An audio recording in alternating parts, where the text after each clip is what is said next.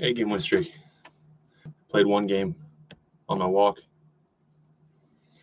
The sun was out when I started, but then when the clouds come, it's a perfect time to play chess because you can see the screen better. You want to play when it's too sunny out. But sometimes a change of scenery, beautiful outdoors, can really reset you, and that's what it does for me. Hilarious. So frequently when I'm streaming,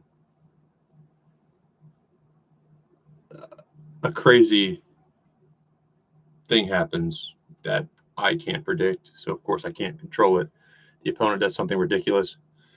My favorite memory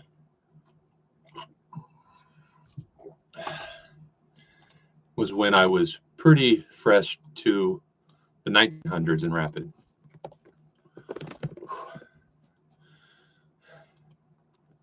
Just Googled myself. All right, cool. I'm already there. I called it the Magnus effect. I had been up to, I think, 1960-ish or 1964, and then I went back down. And as I was coming back up, if I remember right, is when the opponent had me beat. Yeah, this one. It was a very long win streak.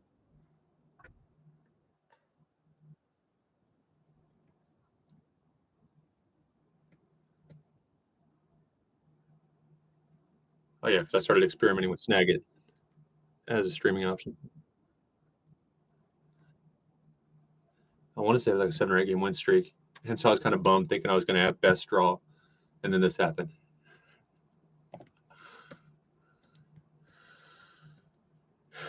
Come on now, let's go. Okay, so obviously black is suffocating white, which is me. And black is up a pawn.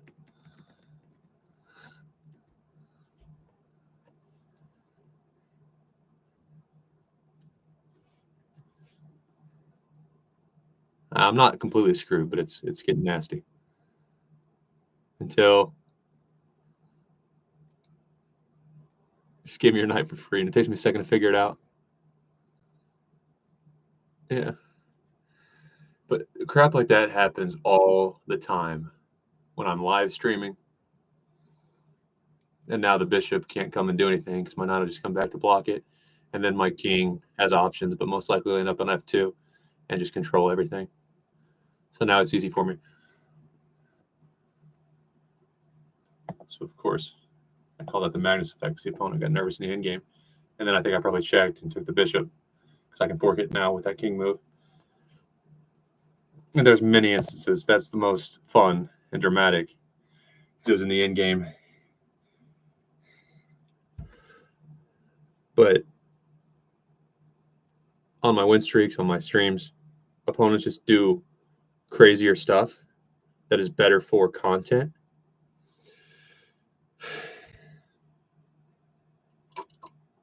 I'm going to show my last 2 games, which the 7th of my active 8-game win streak was my last game while I was streaming before I went walking, and then I'll show my 8th game. And it's important to be loose in any aspect of life, I guess. You always see people that care too much mess up.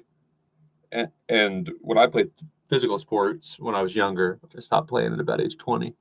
Tried it in college, wasn't my thing, and I was on a lot of meds for my, I guess you could say, mental health, though I don't like putting it that way. So I put on weight. I didn't have any energy, and I don't like sports anyway. But I cared about sports. I just never had to be one of the main players. I always had really good players around me, so I just had to be good. And I cared just enough to show up for morning workouts, to take my technique seriously. But I don't like sports. I never remember liking sports or looking forward to a sports game, aside from getting to hang out with my friends. I didn't want to let them down.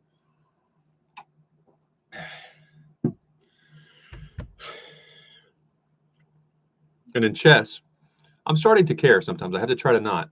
And remember, my advantage is no one expects anything from me.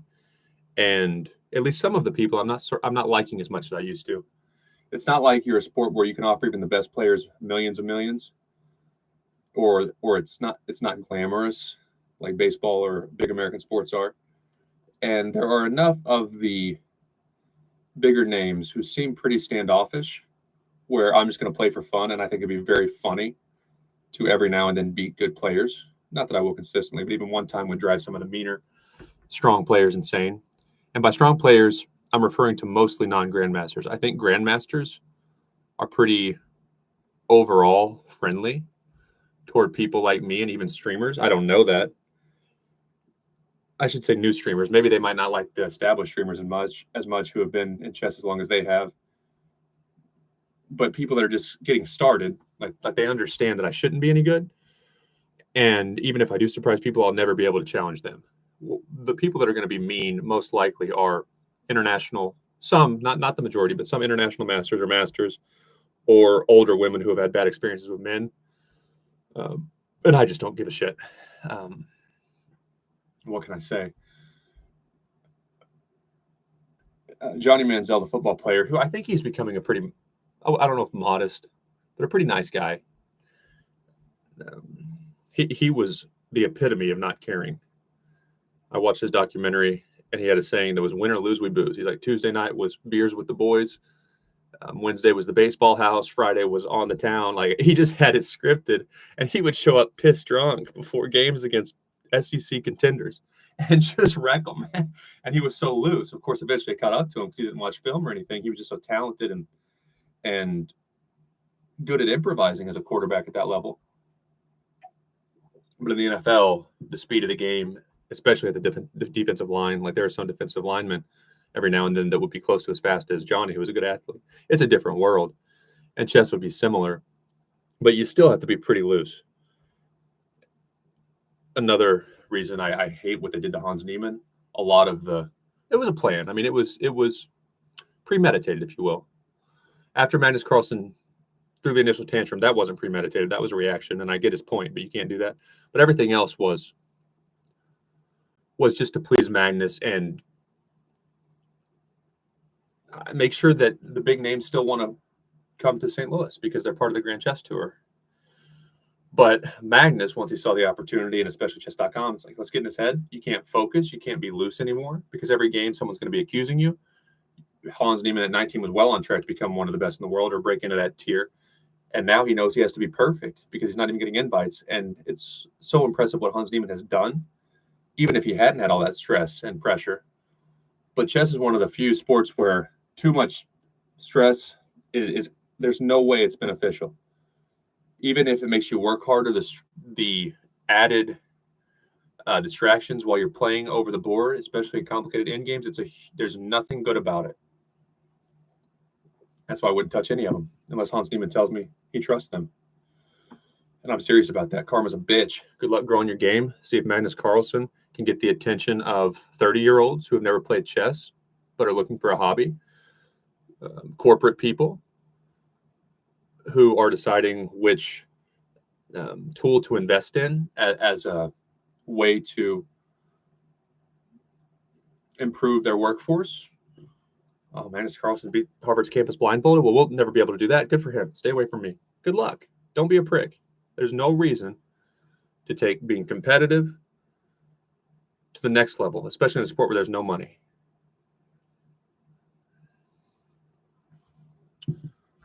So my blitz looks like I got back to 1906. That's good. So this is my game I played at the river with my dog. I didn't play perfect, but where it was over. Yeah, and I'll almost always just accept these double pawns for an active bishop. It's fine.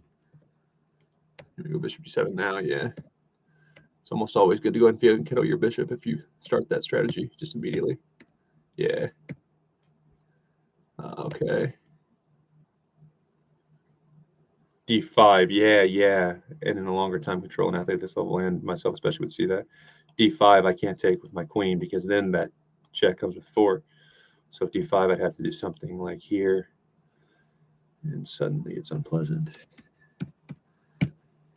But now I just sidestep, and my king is really, really comfortable. Also, there's no more absolute pin, so there's nothing you can really do.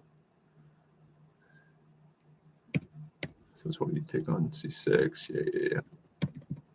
And now your queen is in line with your king. So until you castle, you get a big problem there. Okay, and I couldn't figure this out fast enough, but I realized I had an advantage, so I didn't want to screw it up. Which that's not a good attitude to take. Again, can't care too much. But when you have the advantage in speed chess, it can be. You don't want to screw it up in any way. And I've got enough of an advantage where that attitude should become prevalent. But it was wanting me to apparently go here. I was seeing that. How interesting.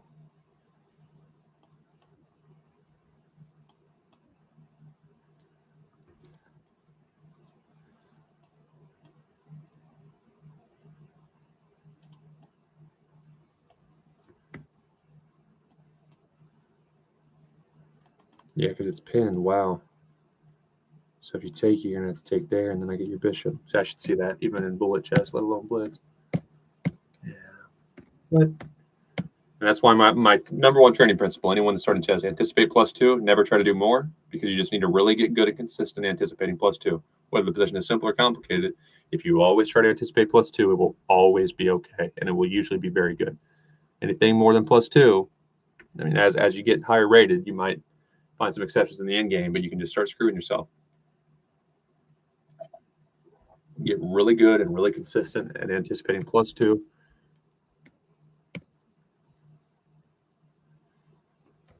It's a terrible decision. Basically, I have to play c3 there, it looks like.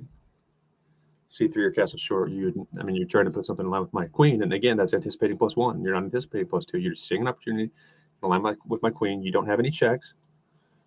You're just making a move to get in line with my queen, but you didn't ask yourself, then what? One more move ahead. So you're fucked now because you didn't follow my recommendations. Now it really doesn't matter what I do. I should try to be correct. You want the rook. Okay, sure. Okay, so that was my game on my walk. And for those who don't get a chance to watch the rerun of my last stream in the Chess Army, or weren't on live, here it was. And this is the epitome of what not caring can do for you. I mean, I screwed the game up, but not caring, it's almost like the whole universe, in this case online chess, the chess gods, just conspire to help me when I don't care. Like I might have said it while I was streaming. I don't remember if I said it while I was streaming or if it was when I was reviewing. But like, there's two I don't care moves, and one is really bad. That's an I don't care move. Wasn't thinking. I should have been punished severely for it. And then this is really an I don't care move. Really an I don't care move.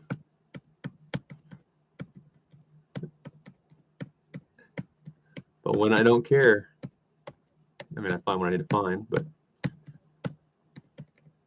opponents just screw up, and it's so good for content. You can stage online chess games better than they've happened to me when I'm streaming. So let's see if we can keep this going.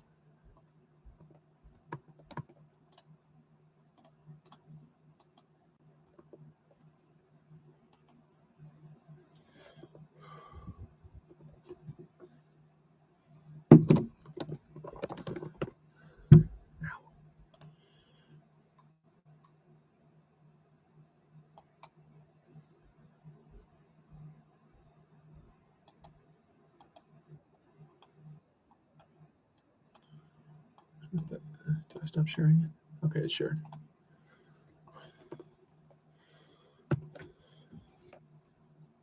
Eight games in a row. Let's make it 9. First, let's check my all-time best blitz win streak, which I think it's about 19. Because when you're lower rated, it's so much easier to have win streaks, of course. Okay, top 0.9 percentile of online athletes is what this is.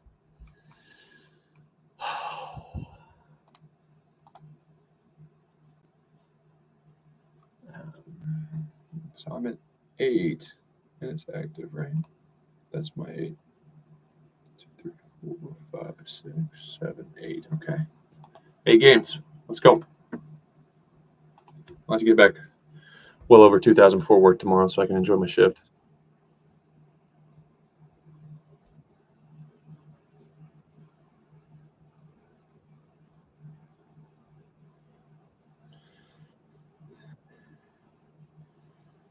Huh. Really?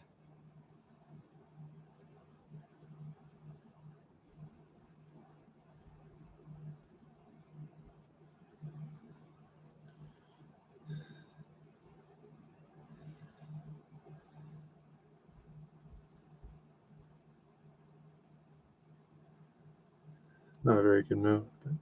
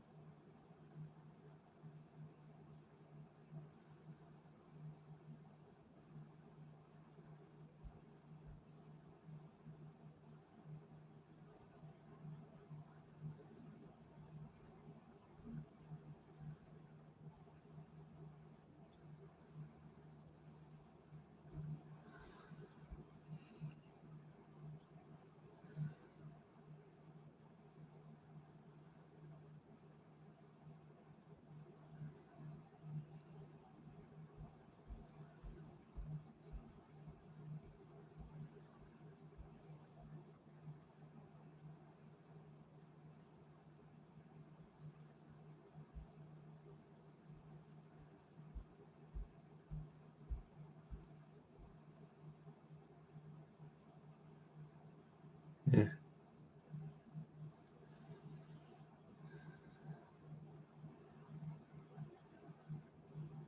It's not a good decision. In fact, that's the worst thing you could have probably done.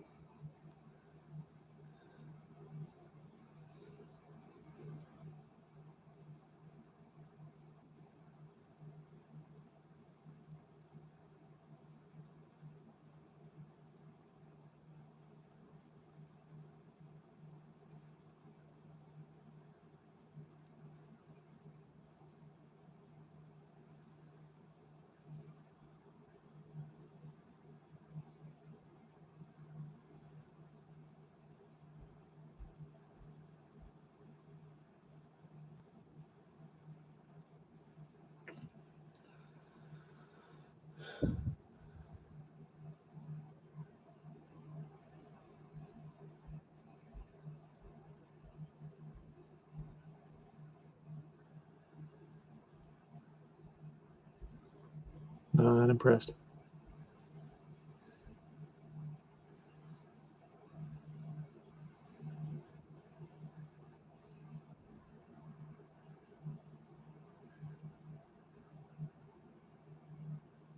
And your bishop has to go, right? Okay. How did anyone give you a rating? You clearly don't deserve to play chess. Not to be hateful. I think of it as tough love. I don't hate you. It's not personal. I'm speaking truth.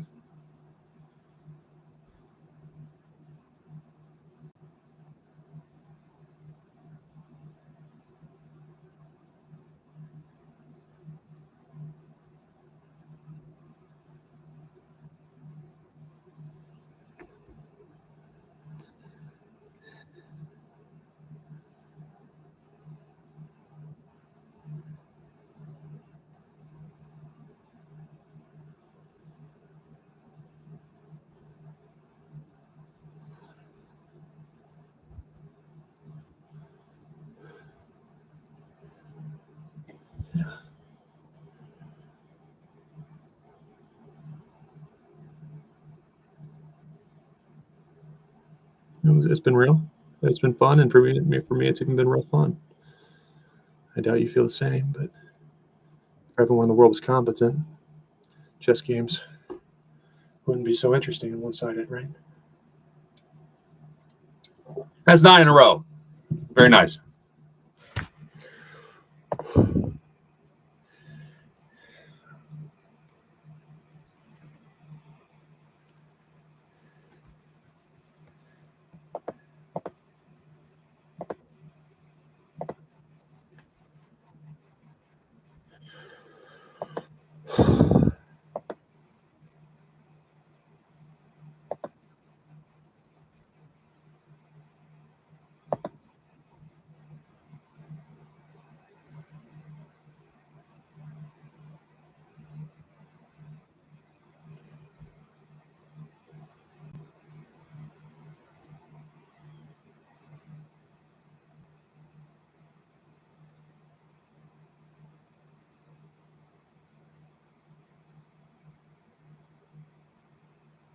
So bishop e7. Rook has to go to e8.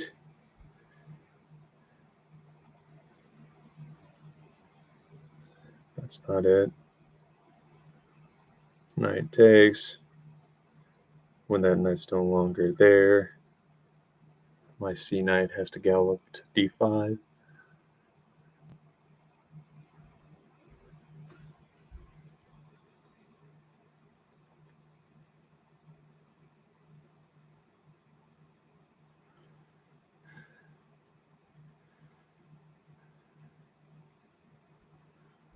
And then your queen can't. Okay, so your queen can't hide on d6 because my knight will support the fork with my dark bishop from e7. And then you lose your rook. So that would force your queen to go to d8, which is, no, it can't go to d8 because my bishop is still controlling. And you can't take your queen to c6 because I'll fork check you and win it. It's covered so your queen can't go to b6 either.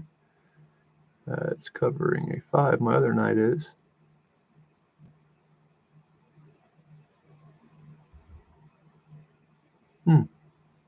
Whoops.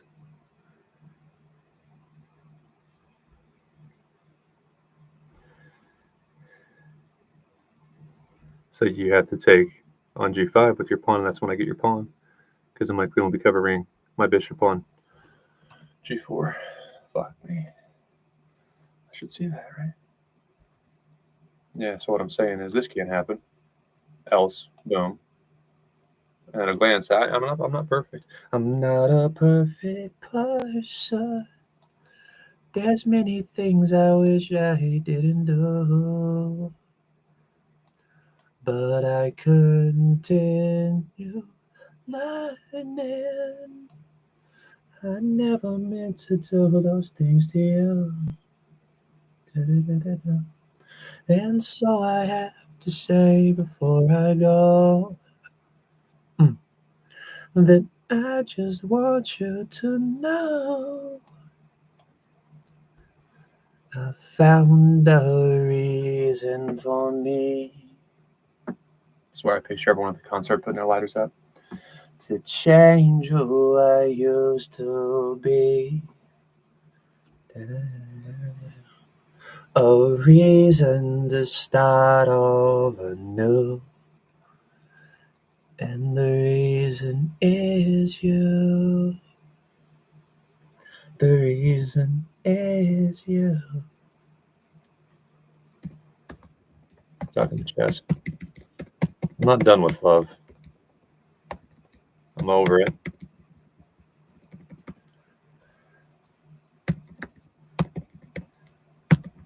Just waiting for the second iteration of those chatbots that are those robots that you date. Dating, that's so fucking weird of you to even consider an AI sex bot. What? I'll just program it to remember what I like. I haven't had a long-term appropriate relationship in a while.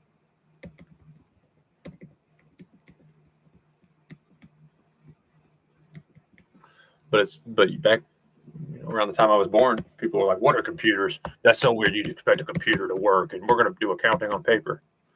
Yeah, and look at us now. AI sex wife. And in part, before again the feminists get fired up, you want to replace us. All we do is we want everything all the time from a man, and we want to dominate you, but only when convenient for us. And then you guys just want to not marry us anymore. Yeah, that's kind of how it works, ladies.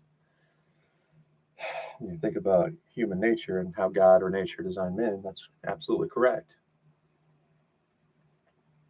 But it's more for the woman or the human woman who I'm replacing with a robot. I got my issues. I'm very selfish with my time. I won't listen unless it's written down. Like here's my thing. To some extent, marriage is a business transaction. To a huge extent, actually. So, my perspective. This is coming from the man who self-proclaims that I would be the best trophy husband ever, of all time, not just living. And I know that times have changed historically. Men who even wanted to be trophy husbands couldn't have. But in the era I'm living in, all I can do is control myself, and not when I was born. So, trophy husband, there wouldn't be a better resume than mine. A little turned off by the corporate world, but I mean, that's what I grew up in, and I grew up with that shit too. So, I don't really want to hustle too much.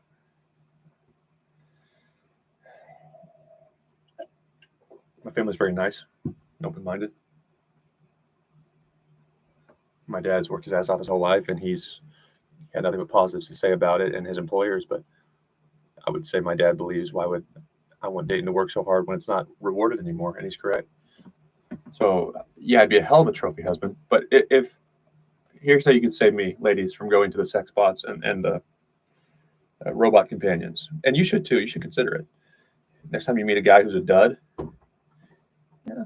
that guy at the bar who gave me his number. It's so weird that he didn't ask for mine, but the hashtag call it out, hashtag Me Too stuff is scary for men. So maybe he's just worried I'll ruin his life in an instant just because I can. I'll call him, but he might have an STD. How many girls did he hit on that night, and who did he go home with? God, I saw that lady at the end of the bar. It was his last choice. I don't want to be in that category, but I'm that lonely. Okay, what's worse, that guy being your next mistake or a robot? No. If the guy who rides off on a motorcycle and does a wheelie drunk at 1:30 a.m. as an adult tells you after sex, hey, this is between us. I want you to get married. You're a nice girl, and it's not what I'm here for. I won't tell anybody. What a sweetheart, man. That's so good to just be able to have a one-night stand and forget about it. Stephanie, wake up. What? Hey, naked picture, you're going viral on TikTok. What? He said, robot. I'm done with you now, unless you don't want me to be. There's a lot of perks, is all I'm saying. If nothing else, it's a little carrot to dangle in front of the opposite sex. Take care of me. Take care of me. Take care of me. Hey, you stop. You said you keep working out after you got that ring. Work out some. You worked out once in the last 2 years.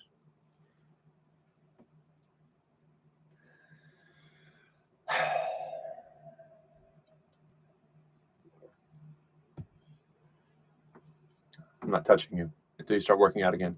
Fine. Charlie husband bot wants me all day, every day. And I have to turn him off. Why would I want to have to turn you on? Great point. Great point. But if I was married and going through a painful divorce, and of course, I would first turn to the robots. I don't want an STD or an unplanned pregnancy. Or even worse, drama. Not the funny kind of drama like I offer in my jokes. It's just life drama. No thanks. And my wife or soon-to-be ex-wife came to me with a written document, not the prenup we signed before we got married. Don't worry about that. Handled. But here's what she'd like for me to work on, and here's why, and here are specific instances with dates and times when I said something hurtful.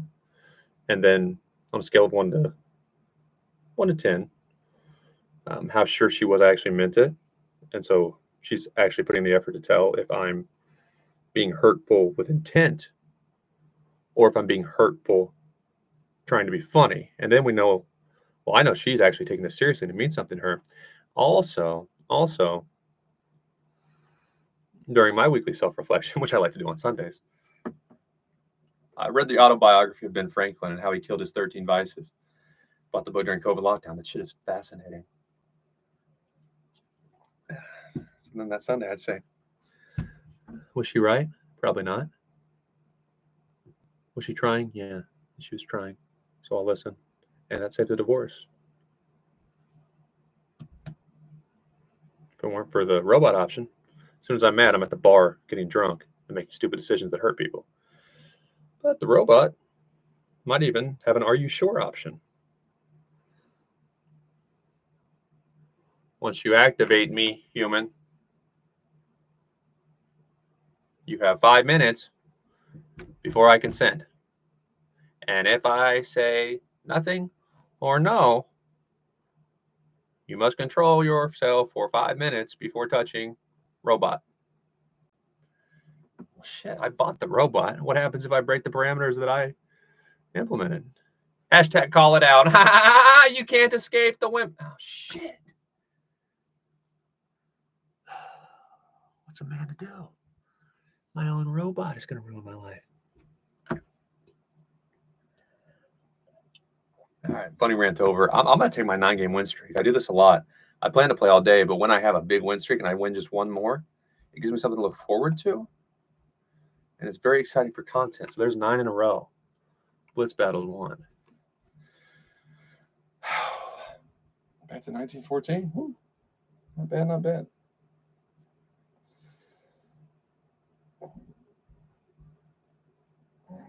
I could play a few bullet games.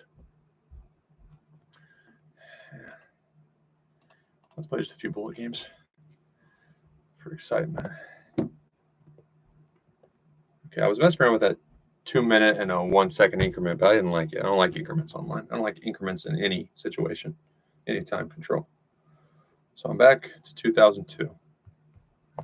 Let's just see what we can do here.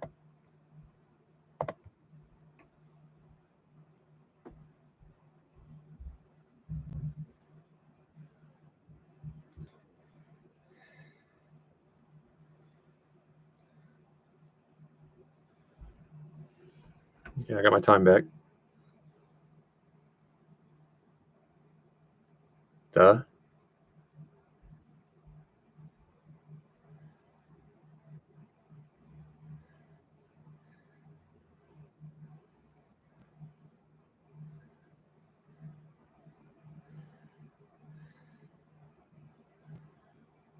Go ahead and take it.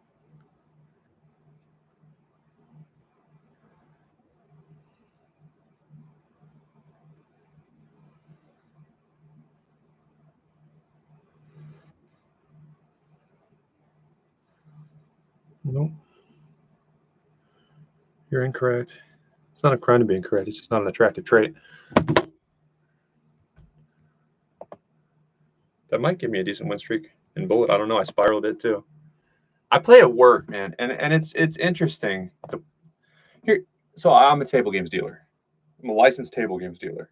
And one person asked if you have to have a license to deal cards. Like, are you kidding me, man? That it's not common. I love gamblers. I love to gamble. I love the atmosphere. And my opinion, I really don't mean to offend anyone who has struggled with addiction of any sort. And gambling is, of course, a problem for some people.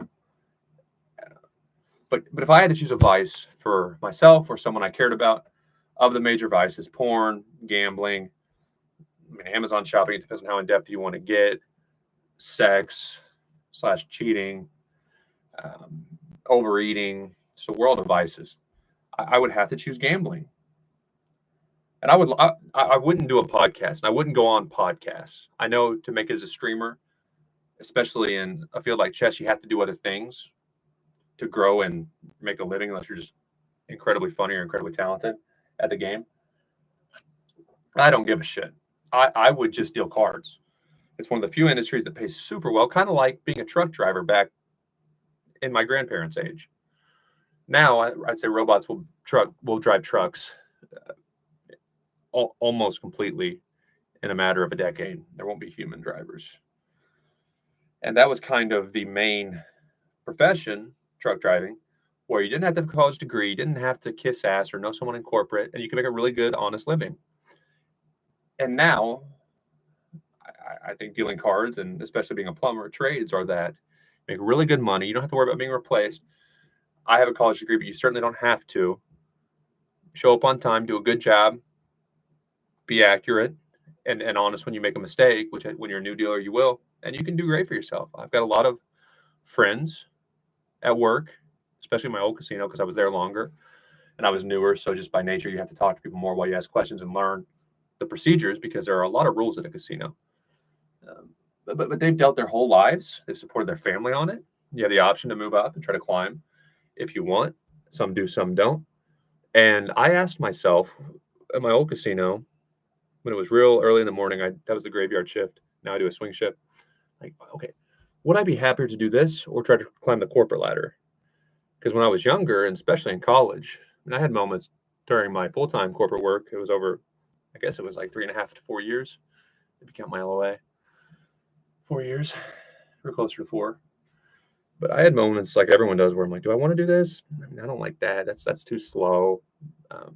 But then it would be, okay, maybe I'd want to start my own tech company once I learned, but I was smart about it, unlike some kids where I want to go be the boss. I got a chance to learn, and I was so grateful. I wish Walmart would have handled it appropriately.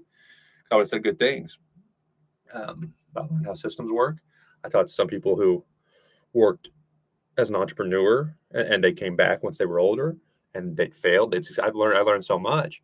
And if anything, I would do something more normal, but try to do it myself. But after my experience during COVID lockdown and seeing how weird all this tech can make good people, I don't think they're bad people. I think I might be happier to deal cards. You make about entry-level corporate money. It's fun. I feel like I've lived 1,000 lives hearing from people from all over, traveling, normal jobs, oddball stuff like what I am doing that I didn't really look at as a job. Learned about real estate, learned about other cities, heard about the fights to get casinos in those cities, which some big cities, I was amazed to hear they don't have a casino. I love it.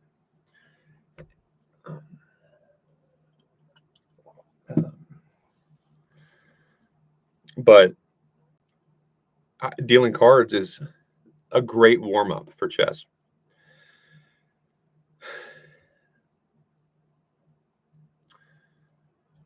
It works the same parts of your brain, I would assume. You're counting. And I don't deal blackjack much anymore. I deal mostly carnival games. But even blackjack, it's keeping you focused. Even an experienced dealer, you can't just not pay attention or show up super tired. You have to count and, talk, entertain, answer questions if it's a new player. If there's an expert gambler, it's hard to be an expert in blackjack. But an experienced player that knows the book and they're getting mad, you have to recognize that and try to be funny or distract or realize you might have to jump in and teach a little more so that the guy on third base doesn't get mean, which is rare, but it's just a fun thing. And I always felt like I was really locked in for chess after my shifts because it doesn't make you tired. I know how to do all the games. I've dealt some of them for, in total, over a year. And especially like heads up hold'em, and really any carnival game besides 3-card poker, which is just a joke. That's the one game I would throw out of a casino if it were me. I would just get rid of it. I like that game. You shouldn't like that game. I was close. It was 2 cards. I just need one more for a flush. I'm like, is that close? Is that close to you? Or is that super far away? I guess it's both. Yeah, it's both. That's not fun. That's not fun. And hold'em, if you have 4 out of 5 of the straight, you can kind of sigh. But 2 out of 3 is just,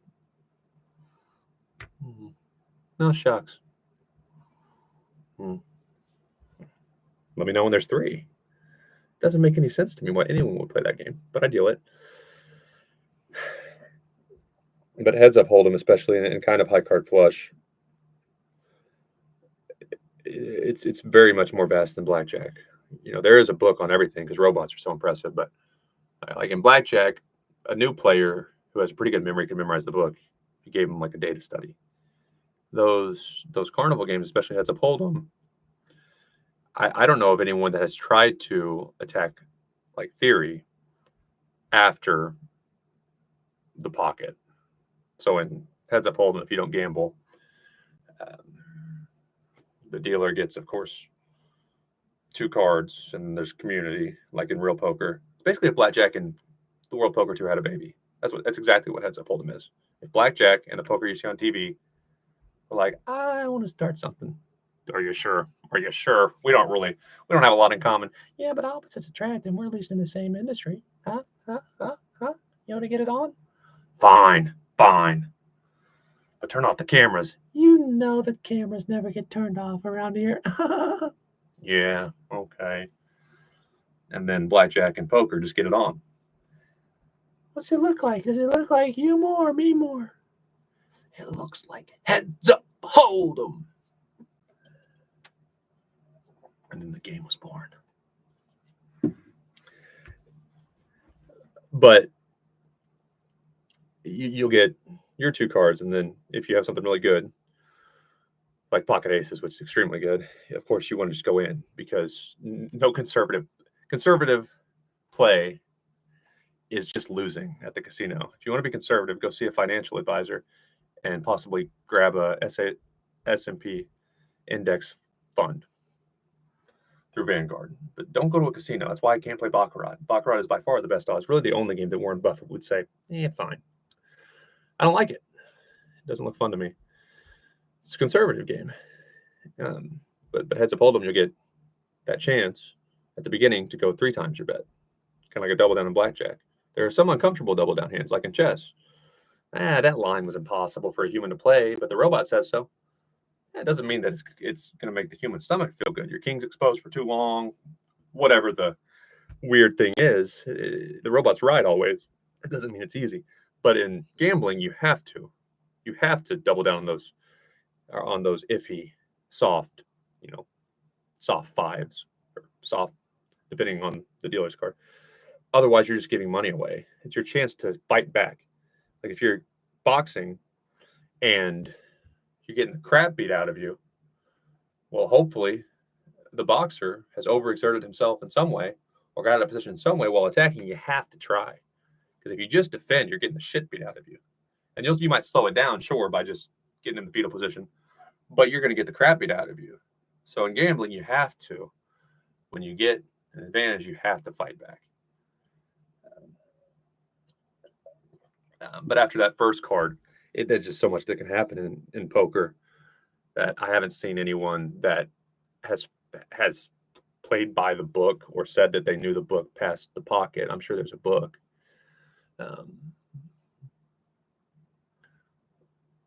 And then when all the cards are showing, if you haven't bet and it's better fold, I doubt there's a book at all. Just like solvers in poker,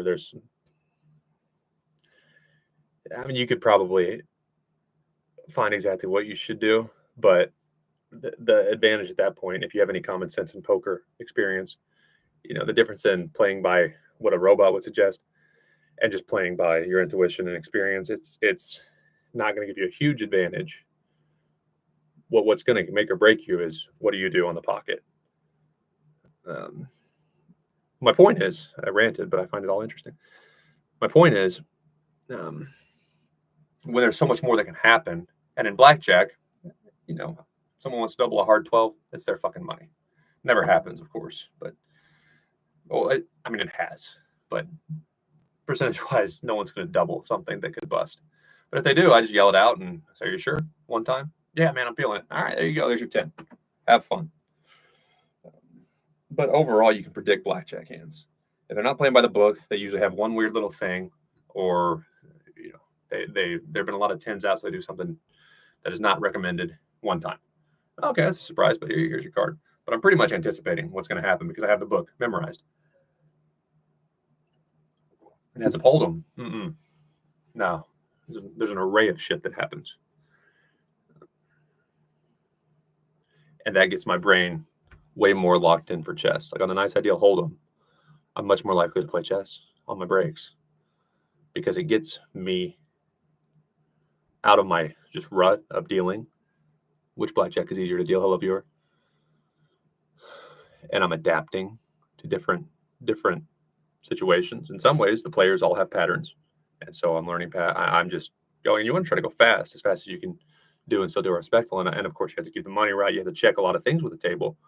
It's not an Indian reservation. We are audited, so I have to do things properly. And so it's a great mix, dealing cards and gambling for that matter, of structure. You have to do certain things and reacting, and that's what chess is.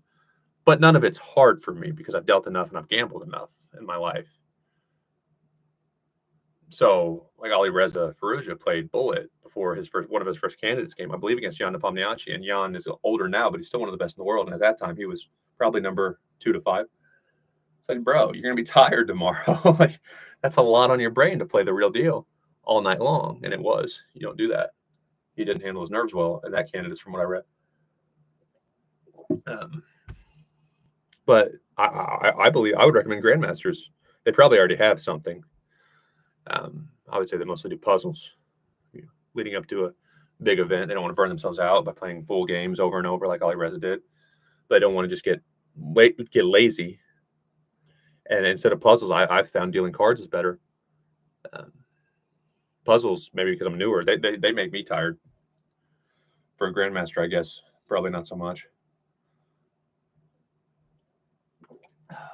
But the last time I played on my breaks and then after work, I don't remember if I dealt blackjack or Hold'em that night, but man, I just wrecked my rating. It was last Friday, probably. I think it was probably last Saturday night. Last Friday or Saturday night, I just ruined my life, online chess-wise. So I'm really trying to be smarter about when I play and do it in shorter sessions, talk a little bit. I probably won't talk a lot like I just did. I'm done now. I'm done with chess for the day probably. But I will try to talk when I do my introduction as opposed to just getting right into chess. I'll review my games and or talk, because I found if I just jump on and do what I learned to do with public speaking, which is get right into the action, it avoids nerves, it avoids mistakes, wasting your time with do-overs. You just start playing or start speaking and you're better. But I've found that, yeah, maybe for a little bit, but if I just jump right into the chess, I get in those zones where I don't review, I just want to keep playing. Whereas if I start my stream and talk and then even walk my dog and come back, I'm just much slower and I'm much more likely to do the right things, mainly review my games after, use my time appropriately. And that's been working for me lately. It's 420. Like I said, 9-game win streak. I like just going to the weekend with that. That's pretty good.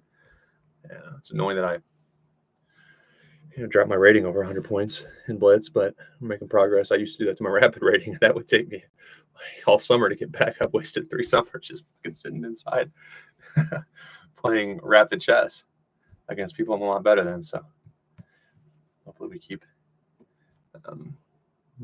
getting a little more consistent and a little less manic with our online chess as I improve and climb Chess Mountain. Hope you're playing some yourself. Please challenge me at the Late Blooming Chess Prodigy on chess.com. I'll be back soon.